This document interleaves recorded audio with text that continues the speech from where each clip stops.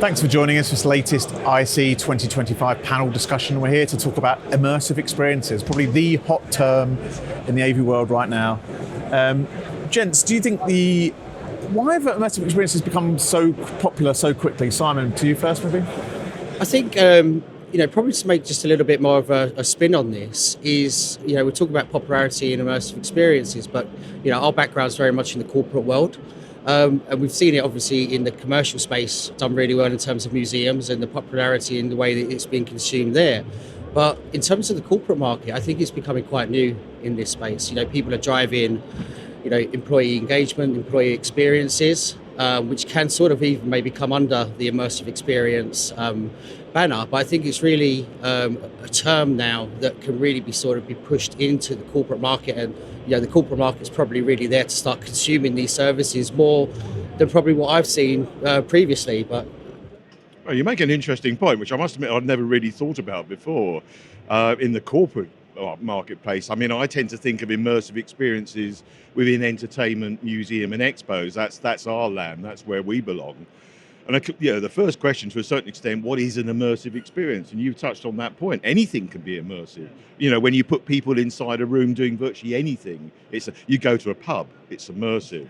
We're lucky. We work at the high end of immersive experiences with things like flying theatres, where you'll take 40, 60, 80 people on a flying theatre ride over the mountains and countryside. But I think what's happened is that the term immersive has started to become overused to a certain extent and applying to other scenarios. Yeah, that's it. Do you think the term's almost become meaningless now because it's been used to describe almost anything with a projector as an immersive experience, right? Or a big screen? Well, I'm happy to kick off on that one. I had to be a little bit careful because a lot of people put a lot of effort, end clients, integrators, content providers, and they're very proud of the work that they've done. But I think if you take let's take 4 walls and a floor immersive experience, which has become very, very popular, I'll be absolutely honest, personally, it's very rare that I go into one and really enjoy it. Because yes, you can use simple projection, fill the walls with immersive colours and so forth. But what tends to be lacking is the story and the content, because at the end of the day, we're all technologists, and we spend a lot of time getting the pixels right, the resolution, the color, the brightness. But at the end of the day, all we're doing is providing a palette for the content and the story, and we had to remember that. Simon, do you think, Kevin mentioned it there, that we've seen the rise of the Van Gogh experiences all over the world. Every city's probably had one.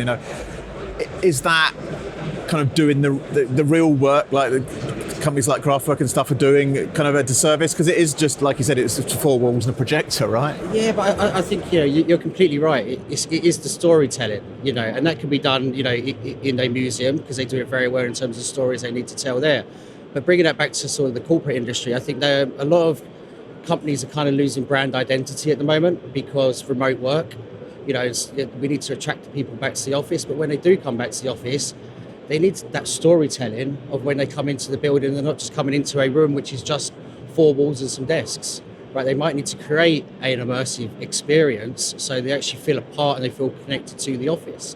So I certainly feel that's probably where a lot of this might be going in the future. Yeah, immersive experience as a term is quite exciting, right? It's nice to be kind of immersed in whatever it is. It could be a small room, it could be a giant room, right? But come on, Paul, people use the term immersive because certainly in the marketplace, it's seen as something that the public want.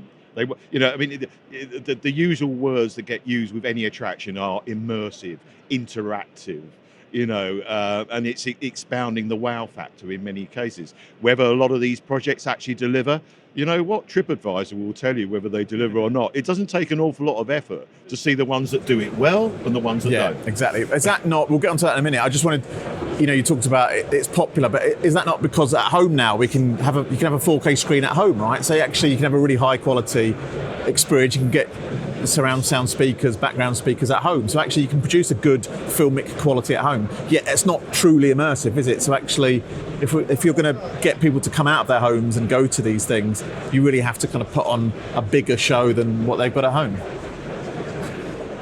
Yeah, I would absolutely agree with that, right? It's, if people at home have got a very good environment, whether it's your own personal AV, to get people, off their backside to come in and see it, feel it, touch it. That whole storytelling piece is key also, because and I always go back to the corporate market because that's the nature of where they're from. But for those cases where it's a complex case that you really need to understand and do some visualizations around that, you might not be able to do that on a 2D screen. You might not be able to do that just on an LED screen. You have to explain it quickly. Very complex case. Then you're going to need to do those visualizations for us to understand and comprehend what that is quickly as well. I think sorry, Paul, but I think within the entertainment market, the term immersive experience really does refer to anything that's on a large scale. I mean, a large scale, a few meters by a few meters to many, many, many. But it tends to be something that's done as a group basis rather than individuals or two or three. But there was the famous, or should I say infamous, Willy Wonka one in the UK, right, which was absolutely terrible. And if you haven't seen it, look it up. But it was an experience. Yes, it certainly was. But that's, that to the wider world, that is an immersive experience, and it's like the sort of cowboy builders, right? That's kind of almost dragging the whole industry down with it, really, because you go, well, that might be the only time that the general public has heard of that term, and it's in a sort of negative connotation, as opposed to something like Craftwork, which is like years of planning, design work, all that. I mean, that's an interesting one. I didn't go to that, so I don't know what they did, so you got to be a little bit careful. But I mean, obviously the press covered it a lot. But if, this is interesting because we deal with technology, we're installing, again, back to pixels and technology. I remember once going to an incredible immersive experience. It was the world of Banksy. It was a Banksy theme park, effectively. And popped down. It was incredible. I really enjoyed it. There was very little technology in there, and it was immersive from a different point of view. And, was it a successful exhibition? Yeah, it was actually sold out. So, it can be done with physical objects and a little bit of technology. Yeah, I wonder, final question is, I wonder really, you touched on it there, to you, Simon, first, do we need to spend more time on the story? Is that what's been missed here, right? Because we can all throw technology at things, right? And then some will work, some will won't. And I'm sure both of you spend a lot of your time talking clients out of using technology rather than in sometimes. Simon, do you think we need to really focus on the story first, getting that honed, and then picking the technology that's right for that particular client? Yeah, absolutely. And as I said at the beginning, I think certainly we concentrate on the employee experience. How does an employee experience walking into an office, sitting down? What environment does that company want to portray? It's probably, instead of calling it immersive experiences, we might be looking at terms like employee engagement, something along those lines, or employee experience, and we try and wrap it up under that, and then that will then tell the story, because the story will come from the marketing team, the HR team, and then we'll start being able to tell their story through visualizations. I must admit, I spend quite a lot of time. I suppose I shouldn't let my boss hear this, but I mean, it is true, and I think he does it the same. We all do it.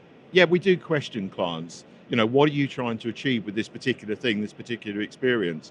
And we go into what their end objectives are. We can spend, a client can spend many, many millions. We're involved in selling LED domes these days, which have an instant wow factor, particularly on a large scale. But again, what you put up on it has got to work to make that worthwhile. And how much effort goes into the narrative or story at Craftwork?